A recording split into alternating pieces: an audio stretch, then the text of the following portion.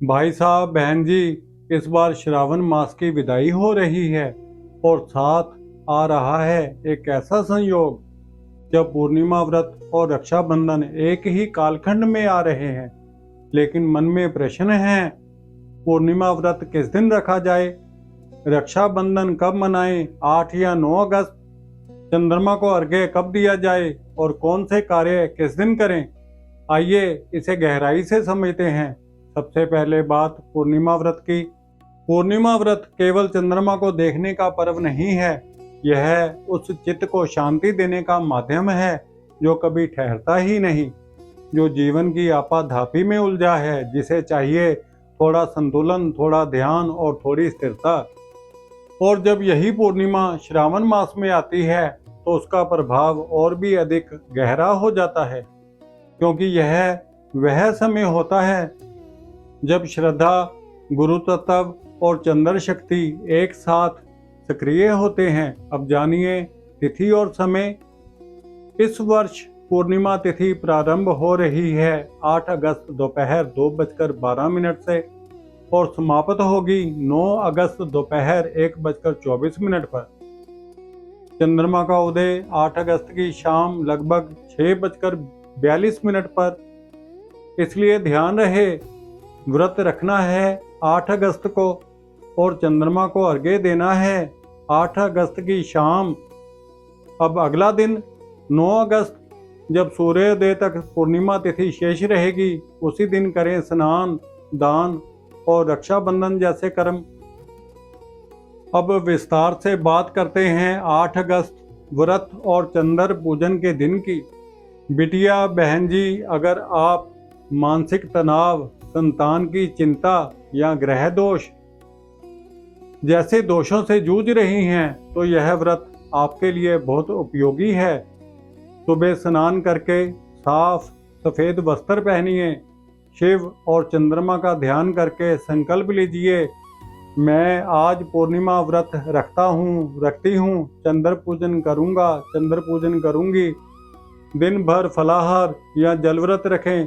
शाम को चंद्रमा के उदय पर दूध, जल और चावल से अर्घ्य दें और प्रार्थना करें, हे चंद्रदेव, मेरे मन को स्थिरता दीजिए, मेरे विचारों को दिशा दीजिए।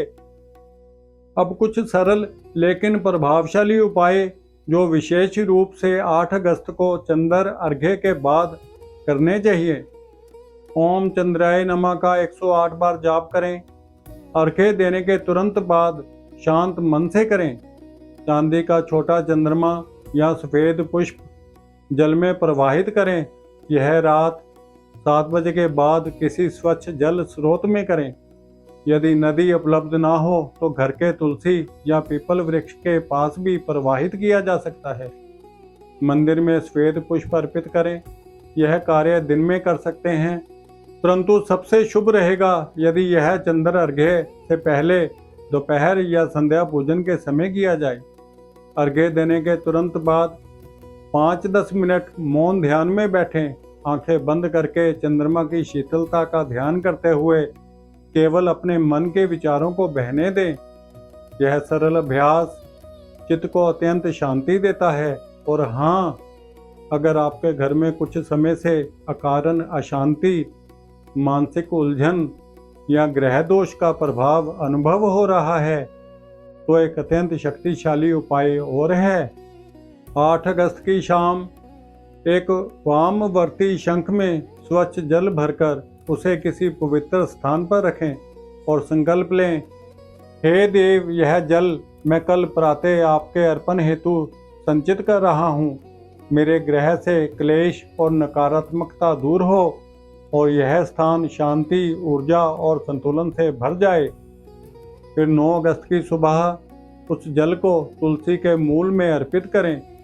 यह उपाय न केवल आपके घर की ऊर्जा को शुद्ध करता है, बल्कि आसपास की नकारात्मकता को भी शांत करता है।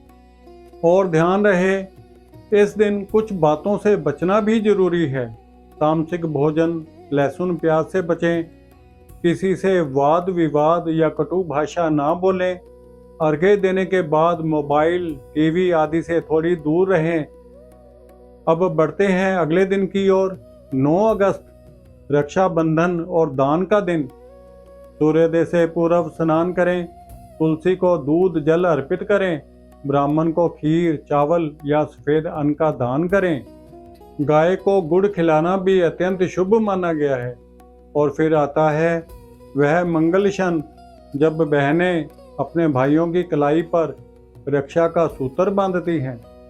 रक्षाबंधन का शुभ मुहूर्त है 9 अगस्त को सुबह 5:47 से दोपहर 1:24 तक। भद्रा काल समाप्त हो चुका होगा, इसलिए यह समय पूर्णतः शुभ है। अब जानते हैं रक्षाबंधन पर क्या क्या विशेष किया जाए। बहन भाई को चंदन का तिलक जरूर लगाएं, यह चंद्र शांति देता है। भाई बहन को सफेद वस्त्र, मिश्री या चांदी का सिक्का भेंट करें, यह रिश्तों में स्थायित्व और मिठास लाता है। राखी बांधते समय ओम चंद्राय नमः का मानसिक जाप करें, यह बंधन को आध्यात्मिक ऊर्जा देता है। और अब एक विशेष उपाय जो बहुत सरल है लेकिन बहुत प्रभावशाली भी। 8 अगस्त को चंद्र अर्घ्य देने के बाद एक सफ़ेद रुमाल लें, उसमें थोड़ी सी मिश्री और चावल बांधिए और उसे अपने पूजा स्थल या तिजोरी में रख दीजिए।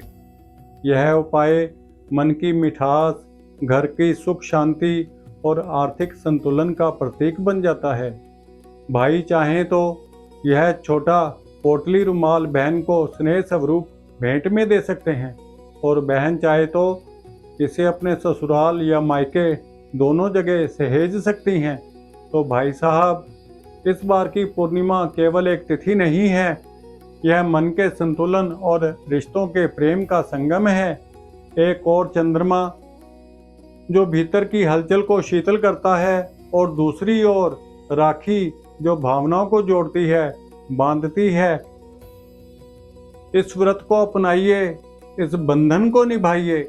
अगर इस व्रत ने आपके भीतर कुछ हलचल जगाई हो तो इस वीडियो को लाइक करें, संजीवनी धारा को सब्सक्राइब करें और कमेंट में बताइए, क्या आपने कभी चंद्रमा को अर्घ्य देकर कोई संकल्प लिया है?